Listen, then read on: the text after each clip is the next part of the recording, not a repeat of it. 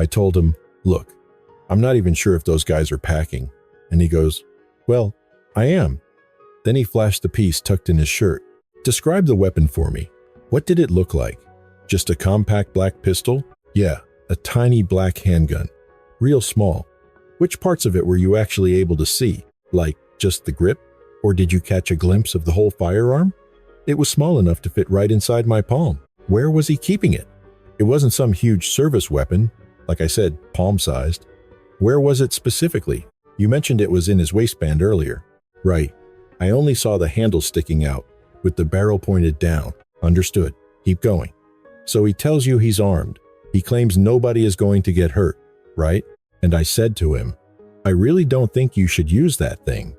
He insisted, 'I won't fire it unless I absolutely have to.' He was like, 'My hands are strong enough to handle it.' I begged him, 'Just don't beat him up.' I figured, look, if two black guys roll up looking terrifying like you guys plan to, they'll probably just hand everything over. That was my logic at the time." Meet 21-year-old Alexandra Shreffler. On the evening of July 10th, 2016, she messaged 18-year-old Colton Sheerer on Facebook. He was a college baseball player, back in town for the summer break. She asked him to come over and hang out. He agreed, but the moment Colton pulled into the driveway, a crew of men ambushed him. They gunned him down in cold blood. The friend who rode with him was also hit, but managed to survive. Hours later, Alexandra sits in this interrogation room, swearing she had no part in it. She claims she was just bored, looking for entertainment, just a girl inviting a friend over. But detectives are already steps ahead. They know her roommate, Jordan Coleman, and his crew had been plotting a robbery for weeks. When their original mark flaked out that night, they used Alexandra as bait to lure a new victim into the trap. You are watching a young woman who knows way, more than she is admitting, facing the long, agonizing night where she must decide whether to come clean. Before we dive in, if you are new here, welcome. If this coverage earns your subscription, consider this my thanks in advance. Now, let's break this down. All right, I know you witnessed everything, but since we are chatting in here, I need to read you your rights, okay? We will just review this form. It doesn't mean you are in hot water, doesn't mean you are getting locked up or anything. It is just a procedure I have to follow. Understood. I am not worried about jail or any of that because I haven't done anything wrong. That is the spirit. Exactly. And if you need me to sign whatever, I will.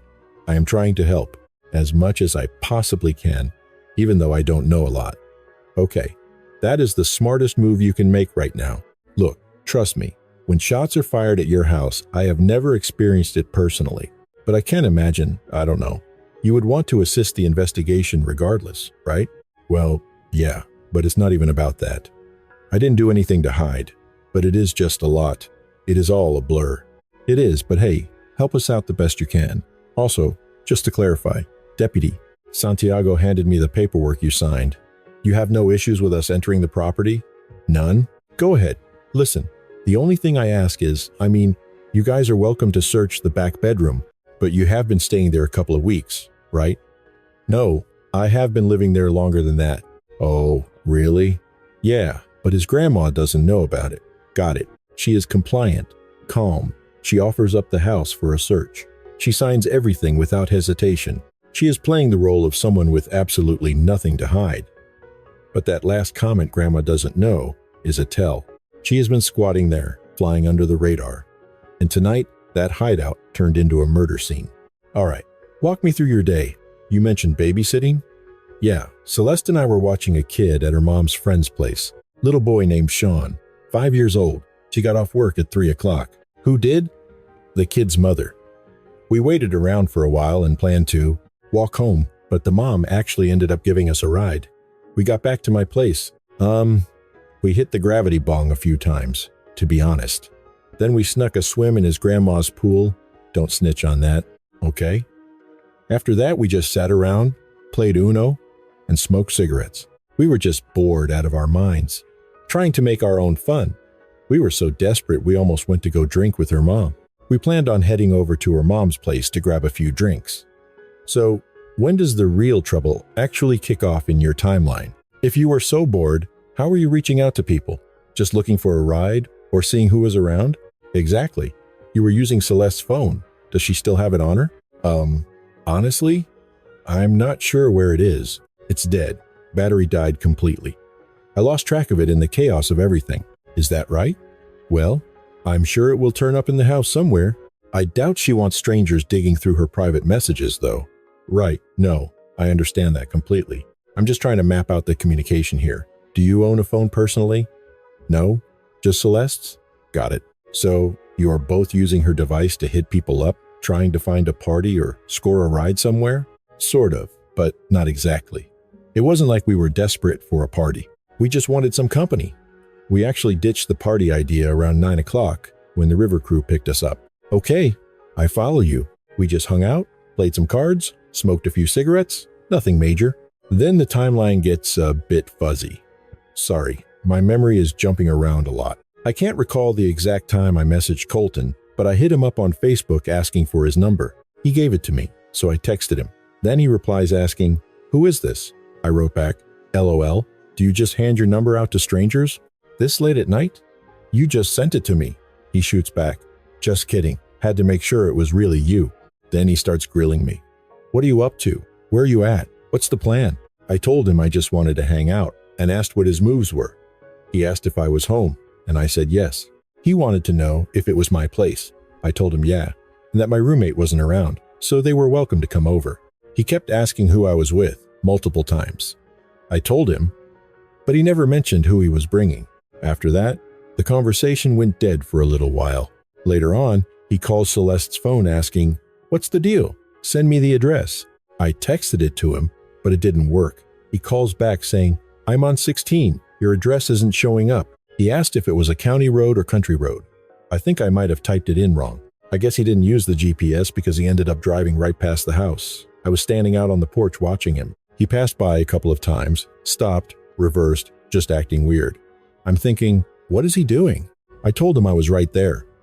Detective asks, "What kind of vehicle does Colton drive?" I think it's a blue Chevy Silverado, or maybe just a dark-colored truck. I know the shape of it, I just can't remember the exact paint job.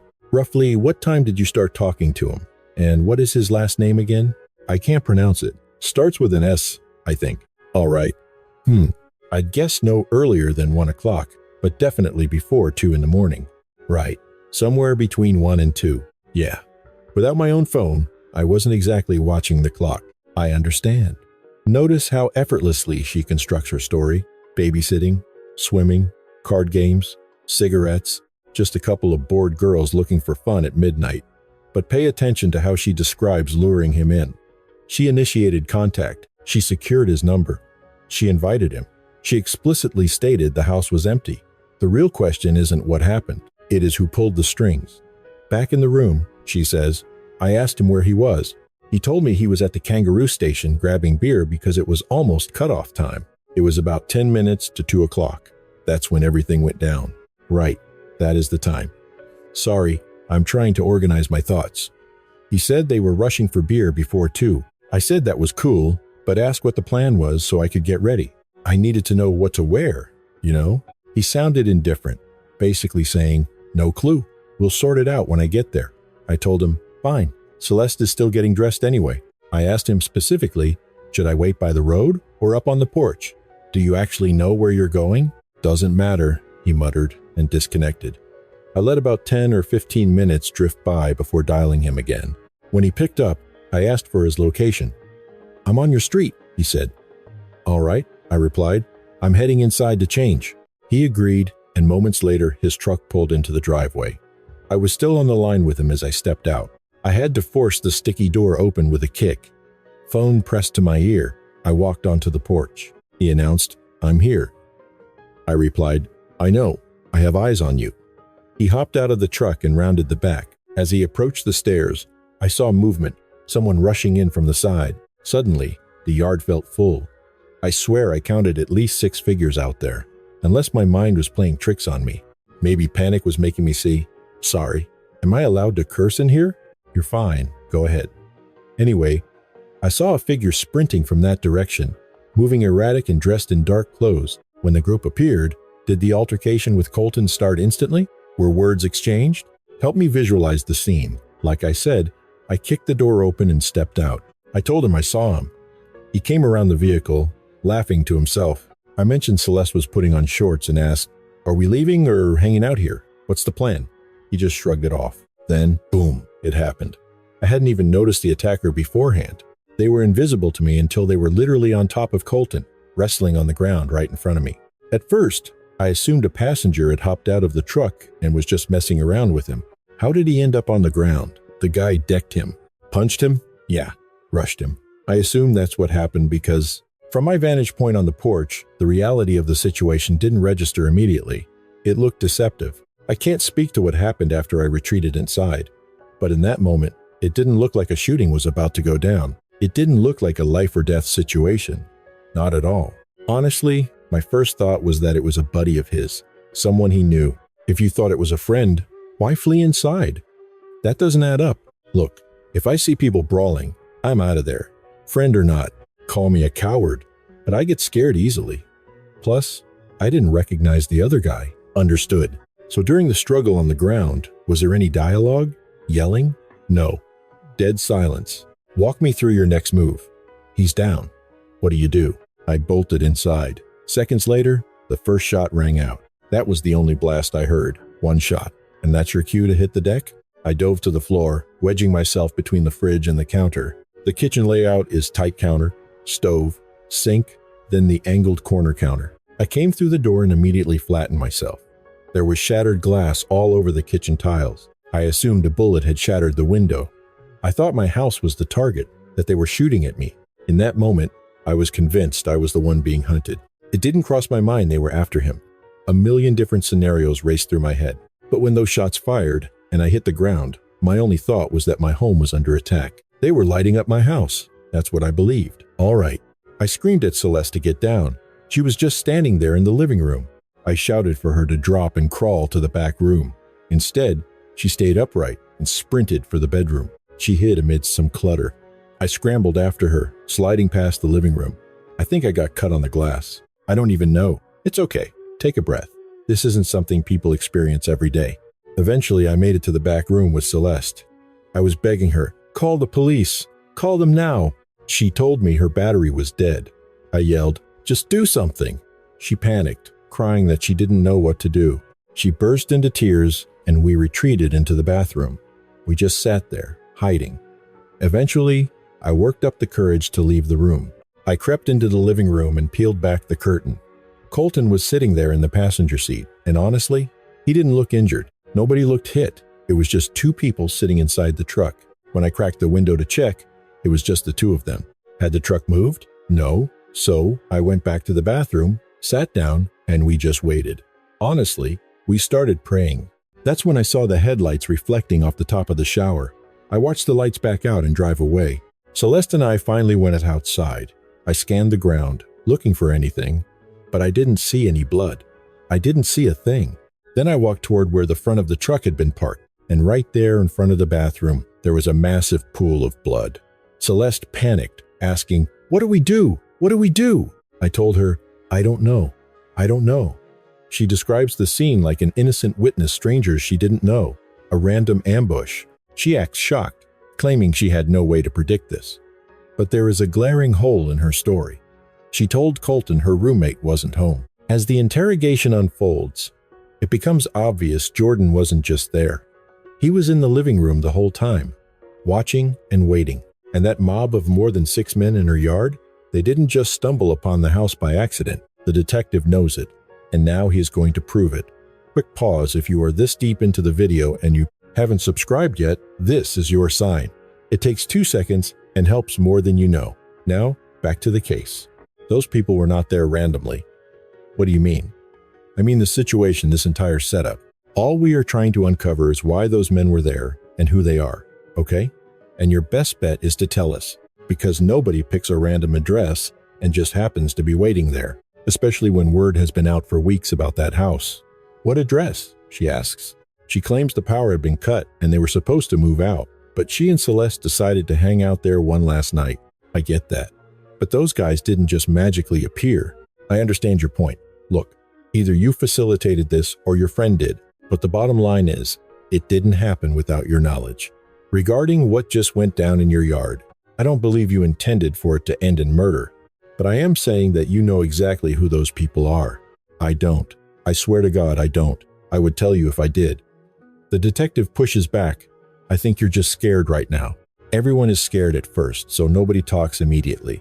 She snaps back. No, scared was hearing bullets tear through my doors and windows. That was fear. The detective nods. Okay, but we are past that. We need to find out who they were, and the only people at the house were likely you, me, or your friend. I don't even know the other girl's name yet. Celeste. Her name is Celeste. This is exactly what I didn't want to happen.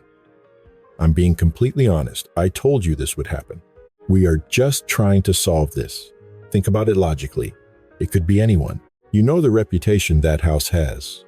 Fine. I won't say another word. I'll let him talk to you. I'm just saying, we need to identify these people. Okay, Allie, listen to me. No! You're blaming this on me. No. Nobody is saying you pulled the trigger. Not once have we said that. Okay, then what are you implying? That I set this up? Why would I set someone up to be killed? You tell me. Do I look like that kind of person? No, I don't think you wanted anyone to die. But I feel like that is exactly what you are saying.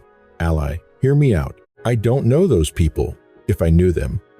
Just listen to me. Just stop and listen. I am going to lay out the facts we have right now, and I want you to listen. Okay, you and your girlfriend are hanging out at the house. You start talking to this guy on Facebook, and he comes over. Suddenly, a group of people confronts them. They ambush the truck in your yard. Shots ring out, and someone gets killed. And who knows? Maybe we lose another one soon. I don't know. It all depends on how things go at the hospital. So, this falls on me just because it went down in my yard? Come on, think about it. If someone gets shot on my property, sure, I expect to be held responsible to some extent. But am I going to be labeled a murderer? Absolutely not. But what are the odds? What are the chances that random people, strangers you don't know, decided to camp out at your house and just happen to wait for that specific truck? That doesn't happen. It just doesn't. And you know it. You keep saying that. I told you. Crazy stuff like that does happen. Listen to what I'm saying. Just like last weekend, when people were attacking that car, too. That doesn't happen either. Wait, what? Last weekend, nobody did anything. Okay, look. Here is what you need to decide. I am aware the house was a dangerous spot. I know people were making threats. But did I actually think anyone was going to make a move? No. Okay. So, who was threatening you then? Nobody? Ally, look at me. Here is the deal. We are at a point now where you are protecting someone who killed a man. No, I am not. I don't even know who pulled the trigger. You guys are the ones holding back on me. No, you are holding back on us. I don't get why you are protecting a murderer. I'm not. I'm getting defensive because I feel like everyone is pinning this on me, and I literally just wanted to hang out. Okay, but hear me out. Regardless of your intentions, a tragedy happened because you said, "Hey, come over here. This is my address. Come hang out." You lured him here. If I was planning a hit, why the hell would I give them my actual address? Why not give him the neighbor's address? I am smarter than that. If I was going to set that up, it wouldn't have gone down like this. Dead or alive, it wouldn't have happened that way. And I wouldn't have done it in my own yard. I would never let anyone pull something like that in my yard. Why would I? I'd be sitting right there. Listen to that defense one more time. I'm smarter than that. She isn't saying she wasn't involved. She is arguing she would have been more competent. That is not the logic of an innocent person. That is the logic of someone upset that the plan failed. Suddenly, the detective gets a text message from his partner. Then why would Celeste say that you and Jordan set this whole thing up? She didn't say that. She didn't? Because I don't know where Jordan is right now. Why would I lie to you? I don't know. To get answers? I couldn't even remember the kid's name. That is why I had to look at the text message. She said that you and Jordan planned this. Yeah, that is really what she said. Yes. No games, no tricks. That is what I am standing here telling you, Allie. You didn't set up a murder, okay? You set up a stupid-ass drug rip that went bad. The part where it went bad isn't on you. But if you continue to lie, there is a good chance the murder charge will stick. Okay, tell me you aren't just messing with me. No games, Ally. This is no game. I am not lying to you. This is serious. You seem like a good person, and I don't want to see you go down for something stupid. Just tell me the truth. But either way, even if she said that, and it is true, I go to jail, right? Not necessarily. Did you pull the trigger, ally? No. Why would I want to kill somebody? Exactly. So let's cut this out. You didn't pull the trigger. You made some mistakes, but let's own up to them. Someone died. This is bigger than you worrying about petty drama. Celeste, her 16-year-old friend who was sitting in the next room the whole night, just gave them a different story. And now the detective is using it. Notice the framing. You didn't set up a murder. You set up a stupid drug robbery. He is giving her a smaller version of the truth, a way to confess that feels survivable. And she is about to step right into it. So, let's start from the very, very beginning. The floor is yours. You want the truth? Here it is. They've been plotting these licks for weeks, and Tori was right in the middle of it all. We were all hanging out by the car the other day, Celeste wasn't around, and the conversation turned to Jordan. They were hashing out the Jared robbery. Olwell was bragging, saying if he'd been there, things wouldn't have gone south. He told Jordan, "I got your back, man." They wanted to set up another hit right then. I shut it down immediately. I told them, I'm done setting people up. Not happening. Fast forward to today. Celeste and I were babysitting, then headed back to the house. Everything was chill until Jordan started freaking out because he was dry. He was broke. No cash, nothing. So, naturally, his first instinct was, let's rob someone. And he looked straight at me to find a target because he knows I'm connected. I started scrolling through my Facebook friends and he's over my shoulder barking orders. Hit him up. Message that guy. He kept asking what everyone had. Finally, I pointed one out and said, well, that's where I used to score my blow. I was listing them off. That's my weed guy. That's where I get this. That's where I get that. He zeroed in on the coke dealer. I told him, look, I haven't spoken to him in ages. I don't even know if he's still in the game. Jordan wasn't hearing it. He basically said, if he's a dealer, he's holding. Doesn't matter. He promised me, whether he's holding or not, nobody gets hurt. We're just going to tax him if he's got the goods. I agreed. Then the detective asks, who's the target here? I said, Colton? Wait, both of who? No, I mean, out of everyone, they singled out Colton. They were willing to hit anyone I served up. But you specifically mentioned the guy you bought coke from. That was Colton, right? I nodded. Yeah, okay, keep going. Just wanted to be clear.